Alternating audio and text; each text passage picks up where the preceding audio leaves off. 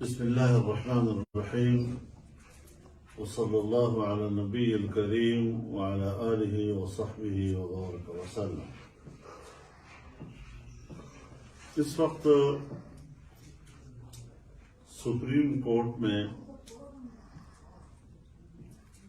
پنجاب اور خیبر پختونخوا کے عام انتخابات کے تاریخ کے تعین کے حوالے سے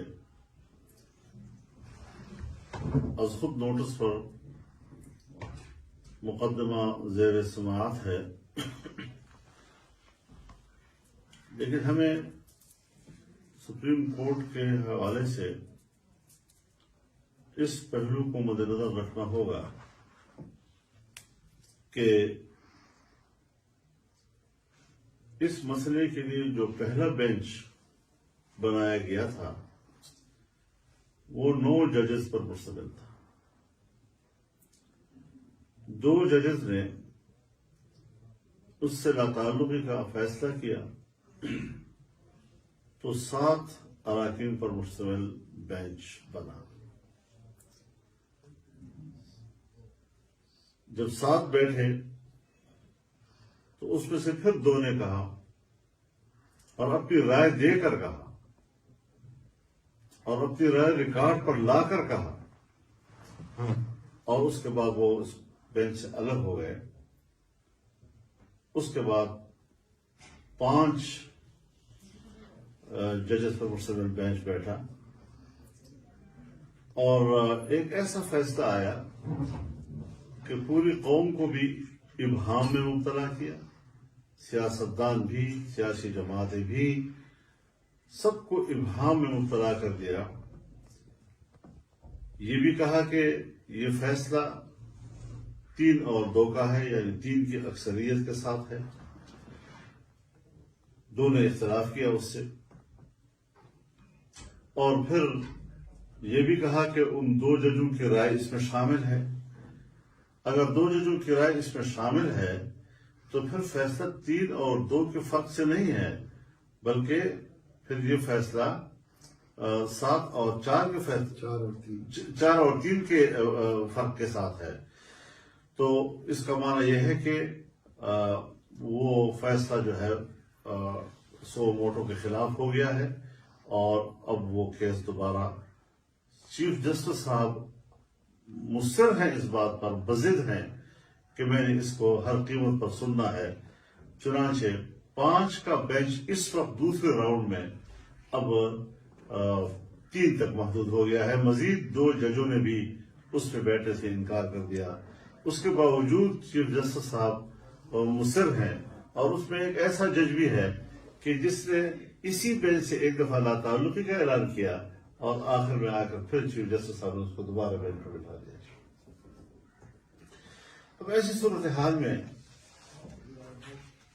سیاستدان اور پارلیمنٹ، عوام کیا رائے قائم کریں؟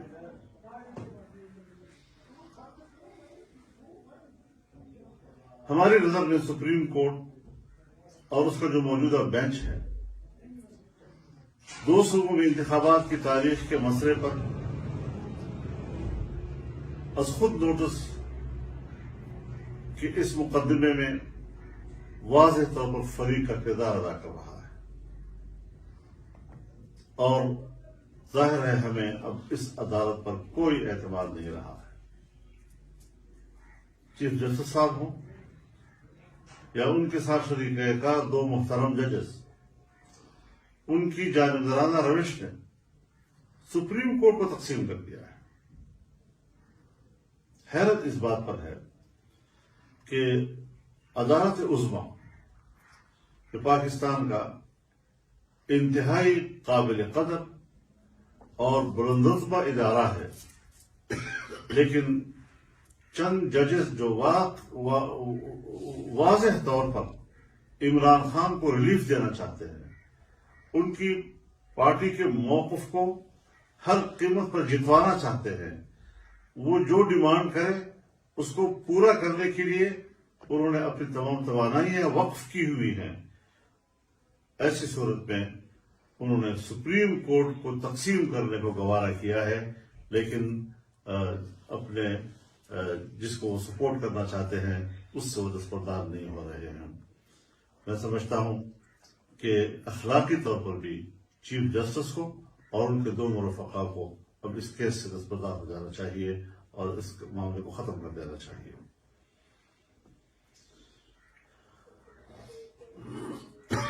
چیف جسٹس صاحب ہمیں نصیحت بھی کر رہے ہیں کہ آپ بل بیٹھ کر طے کریں، ورنہ پھر ہم طے کریں گے۔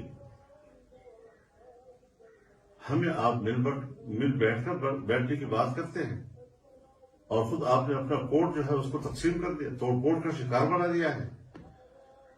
کس کے ساتھ ہم بیٹھے؟ ایک مجرم کے ساتھ جس کو دھاندلی کے ذریعے لایا گیا تھا۔ اگر آپ واقعی قوم کو انصاف دینا چاہتے ہیں تو جس وقت تمام سیاسی جماعتیں سپریم کورٹ کے سامنے 25 جولائی 2018 کے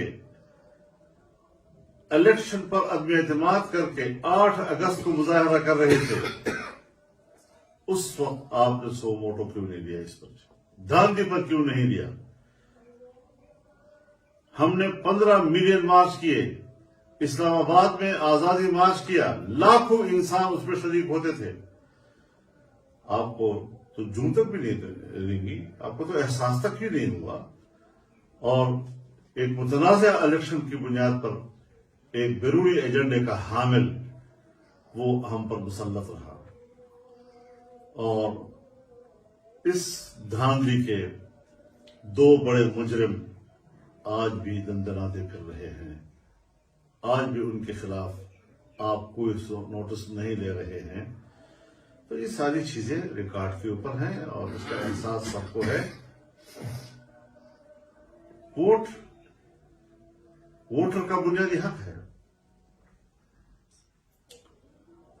لیکن اگر کہیں کسی کا کوئی ووٹر اپنے ووٹ کے حق سے محروم ہو جائے یا کسی علاقے میں جزوی طور پر ایسا واقعہ رونما ہو جائے کہ جہاں مرد ہوں یا خواتین وہ الیکشن میں ووٹ دینے کے حق سے محروم ہو جائیں، تو اس پر تو ظاہر ہے کہ اگر عدالت جو ہے وہ اس آپشن کو لیتی ہے تو وہ خود نوٹس لے لے، لیکن مجموعی طور پر پورے صوبے یا پورے ملک میں انتخابات کرانا، اس کی تاریخ کا تعین کرنا، یہ تو الیکشن کمیشن کا انتظامی اختیار ہے۔ کس طرح آپ کسی ایک ادارے کی انتظامی اختیار پر قبضہ کر رہے ہیں اور اس کو اپنے انتظامی اختیارات سے روک رہے ہیں؟ شیڈول دینا اور الیکشن دینا یہ سارا الیکشن کمیشن کا انتظامی مسئلہ ہے، اس کا آئینی اختیار ہے، اور اس کے آئینی اختیار پر عدالت کو اس طریقے سے جھپٹنے کی ضرورت نہیں کرنی چاہیے۔ ہم اب بھی دوبارہ اس بات کا اعادہ کرتے ہیں کہ سو موٹو کیس 5 اور 4 سے مسترد ہو چکا ہے، 4 اور 3 سے مسترد ہو چکا ہے، لہذا اس پر دوبارہ سماعت کیا اب کوئی حیثیت نہیں رہی، اور ہم عدم اعتماد کرتے ہیں موجودہ بینچ پر اور سپریم کورٹ کی چیف جسٹس پر، ان کے دونوں رفقا پر۔ اور عجیب بات یہ ہے کہ آج کہا جا رہا ہے کہ آئین کا تقاضا ہے کہ 90 دن کے اندر اندر، یہ آئین کا تقاضا اس دن کیوں نہیں تھا جب یہی سپریم کورٹ ایک عامر جنرل مشرف کو 3 سال میں الیکشن کرانے کا اجازت دے رہا تھا؟ تو یہ ساری وہ چیزیں ہیں کہ جس کی بنیاد پر ہمیں دیکھنا ہے۔ یہ بھی دیکھیں کہ مردم شماری ہو رہی ہے، اور اس وقت پورے ملک میں مردم شماری ہو رہی ہے۔ مردم شماری کے بعد نیا ووٹر لسٹ بننا ہے، نئے ووٹر لسٹ کے بعد نئے حلقہ بندیاں ہونی ہیں۔ یہ عجیب ہوگا کہ ایک ملک کے اندر 3 مہینے یا 4 مہینے پہلے جن لوگوں کو ووٹ کا حق دیا جائے گا، 2-3 مہینے کے بعد نئے ووٹر جو ہے وہ آج اس الیکشن میں حصہ نہیں لے سکیں گے۔ اور پھر آپ خود سوچیں کہ اگر اس دوران میں کوئی ضمنی الیکشن آ گیا تو وہ الیکشن کہاں سے لڑے گا؟ وہ تو حلقہ بندیاں بدل چکی ہوں گی۔ اور پھر دیکھیے سیاسی لحاظ سے ہم نے ملک کو ایک رکھنا ہے، ملک کو ایک رکھنے کے لیے सन 47 से हमने ये वतीरा रखा हुआ है कि इलेक्शन सब एक दिन पे होते हैं, वरना पाकिस्तान में अगर कल पंजाब में एक अक्सरियत आ जाए तो पंजाब में अक्सरियत आने के बाद तो अगले इलेक्शन में कौमी असेंबली में उसी पार्टी की हुकूमत आएगी, फिर 3 सूबे में मुकाबले 1 सूबे के। ये हादसात होते हैं। इसी तरीके से आईन का सहारा लेकर इसमें अक्ल और हिकमत को भी कोई दखल मिलना चाहिए। मुल्क की मफाद को, रियासत को, उनके बका को। क्या हमें बांग्लादेश और मुल्क टूटने का हादसा भूल गया है? अभी वो लोग जिंदा हैं जिन्होंने वो हादसा अपने आंखों से देखा। क्या इलेक्शन हुए और इलेक्शन के नताइज के बारे में फिर क्या नजर आए, क्या नताइज सामने आए? तो आज भी हम ये समझते हैं कि एहतियात से काम लिया जाए, जिद न की जाए, फरीक बनकर किरदार न अदा किया जाए, सुप्रीम कोर्ट को मुत्तहद रहने दिया जाए, सुप्रीम कोर्ट को गैर जानबदार रहने दिया जाए और मुल्क पे